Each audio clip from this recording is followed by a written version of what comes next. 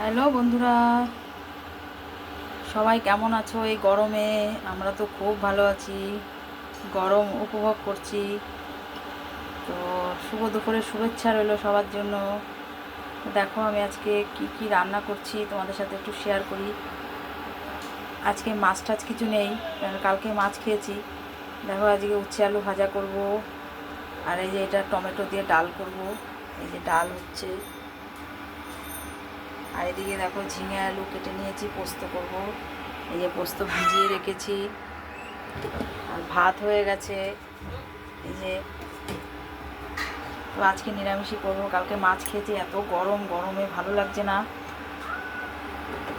মাছটা যত খেতে রোজ রোজ।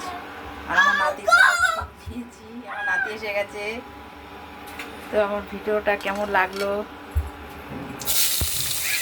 লাইক কমেন্ট শেয়ার করবে, করে আমার পাশে থাকবে। সবাই ভালো থেকো। ভিডিওটা এখানেই শেষ করছি।